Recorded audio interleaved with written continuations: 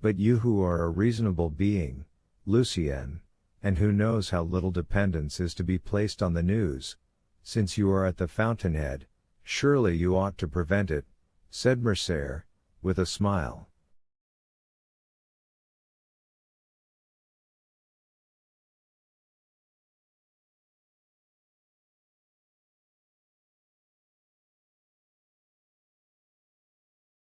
How can I, if her husband fails in controlling her? Asked Lucien. You know the character of the Baroness, no one has any influence with her, and she does precisely what she pleases.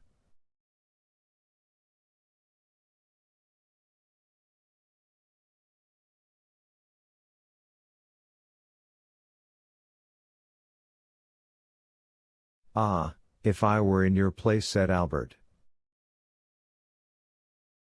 Well? I would reform her, it would be rendering a service to her future son-in-law. How would you set about it? Ah, that would be easy enough, I would give her a lesson. A lesson? Yes. Your position as secretary to the minister renders your authority great on the subject of political news. You never open your mouth but the stockbrokers immediately stenograph your words. Cause her to lose 100,000 francs, and that would teach her prudence.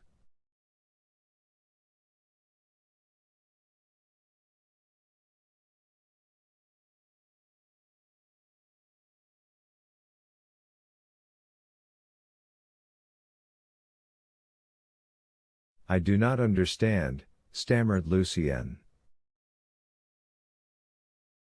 It is very clear, notwithstanding, replied the young man, with an artlessness wholly free from affectation. Tell her some fine morning an unheard-of piece of intelligence, some telegraphic dispatch, of which you alone are in possession, for instance, that Henri IV was seen yesterday at Gabriel's. That would boom the market. She will buy heavily, and she will certainly lose when Beecham announces the following day, in his Gazette.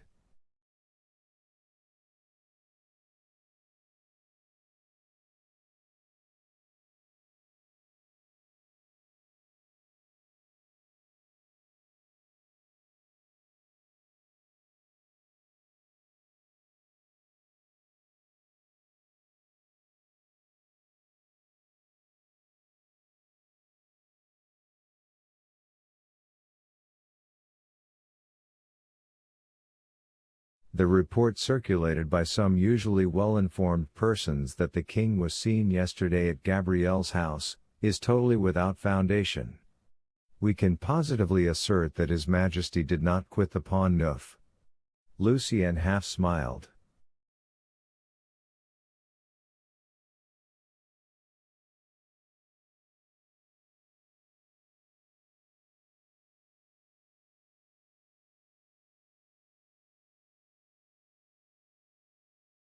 Monte Cristo, although apparently indifferent, had not lost one word of this conversation, and his penetrating eye had even read a hidden secret in the embarrassed manner of the secretary.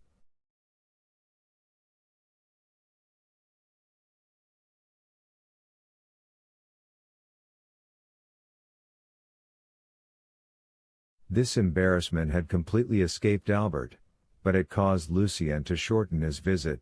He was evidently ill at ease.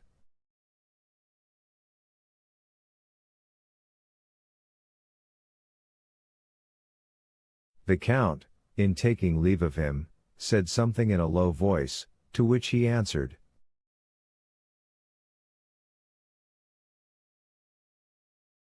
"Willingly, Count, I accept."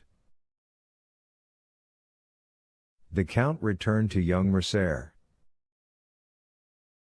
"Do you not think, on reflection," said he to him, "that you have done wrong in thus speaking of your mother-in-law in the presence of M. de Bray?"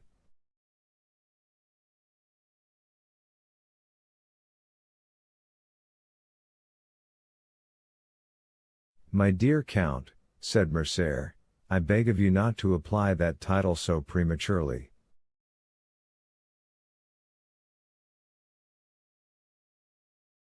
Now, speaking without any exaggeration, is your mother really so very much averse to this marriage?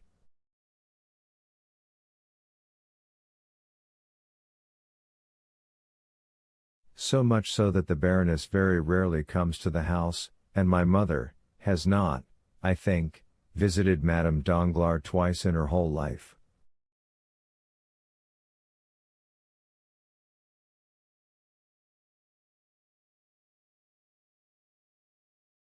Then, said the Count, I am emboldened to speak openly to you. M. Danglars is my banker. M. de Villefort has overwhelmed me with politeness in return for a service which a casual piece of good fortune enabled me to render him.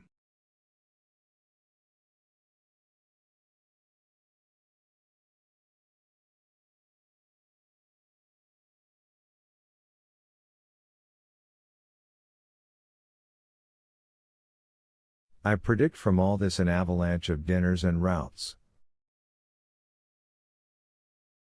Now, in order not to presume on this, and also to be beforehand with them, I have, if agreeable to you, thought of inviting M. and Madame Danglars, and M. and Madame de Villefort, to my country house at Auteuil.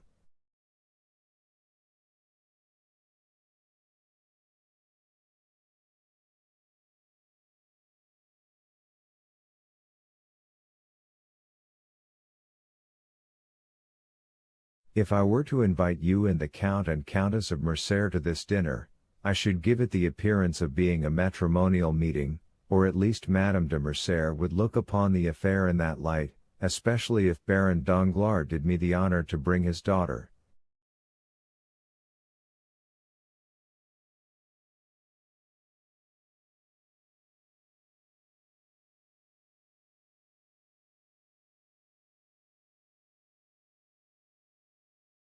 In that case your mother would hold me in aversion, and I do not at all wish that. On the contrary, I desire to stand high in her esteem.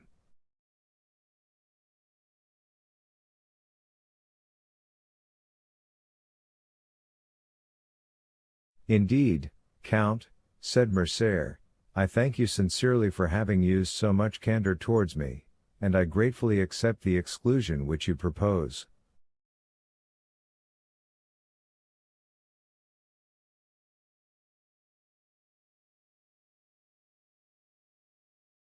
You say you desire my mother's good opinion. I assure you it is already yours to a very unusual extent.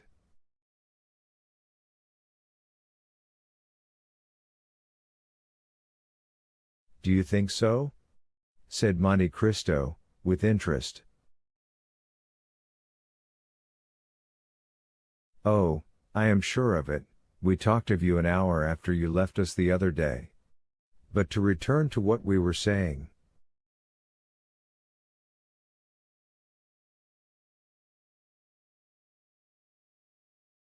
If my mother could know of this attention on your part, and I will venture to tell her, I am sure that she will be most grateful to you. It is true that my father will be equally angry.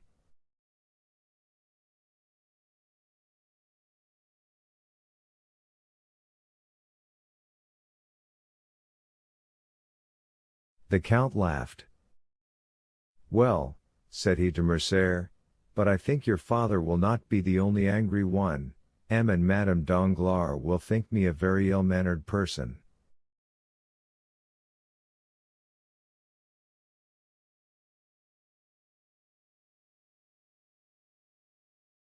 They know that I am intimate with you, that you are, in fact, one of the oldest of my Parisian acquaintances, and they will not find you at my house.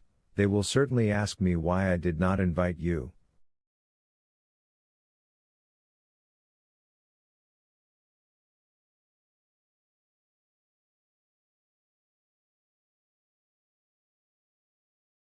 Be sure to provide yourself with some previous engagement which shall have a semblance of probability, and communicate the fact to me by a line in writing.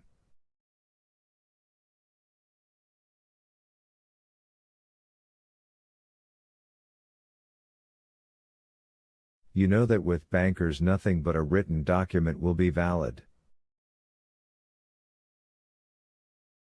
I will do better than that, said Albert. My mother is wishing to go to the seaside. What day is fixed for your dinner?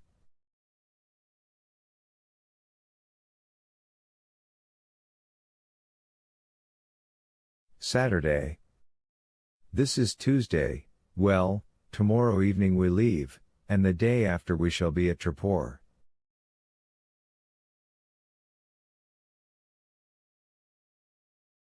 Really, Count, you have a delightful way of setting people at their ease.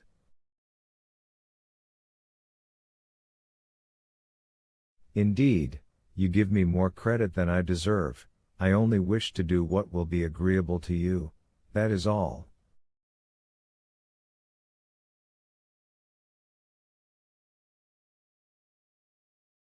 When shall you send your invitations? This very day.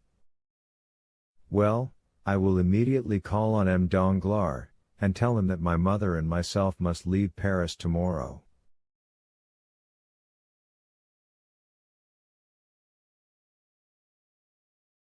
I have not seen you, consequently I know nothing of your dinner. How foolish you are. Have you forgotten that M. Debray has just seen you at my house? Ah, true. Fix it this way. I have seen you, and invited you without any ceremony, when you instantly answered that it would be impossible for you to accept, as you were going to Treport.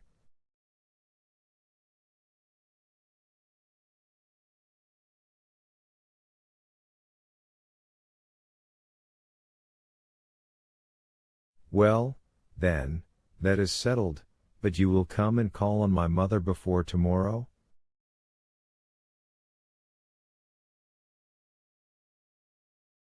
Before tomorrow? That will be a difficult matter to arrange. Besides, I shall just be in the way of all the preparations for departure.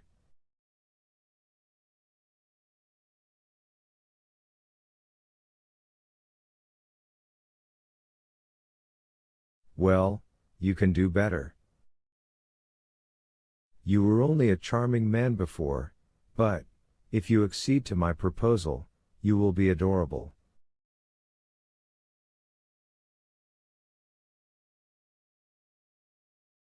What must I do to attain such sublimity? You are today free as air. Come and dine with me. We shall be a small party, only yourself, my mother, and I.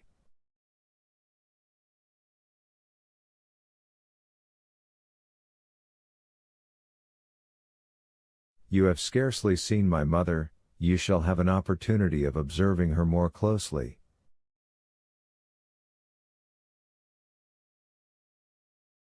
She is a remarkable woman, and I only regret that there does not exist another like her, about 20 years younger. In that case, I assure you, there would very soon be a Countess and Viscountess of Mercer.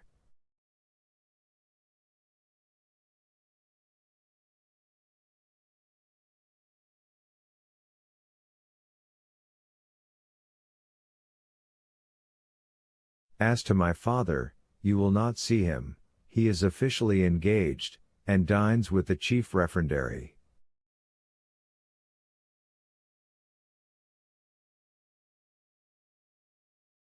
We will talk over our travels, and you, who have seen the whole world, will relate your adventures. You shall tell us the history of the beautiful Greek who was with you the other night at the opera, and whom you call your slave, and yet treat like a princess.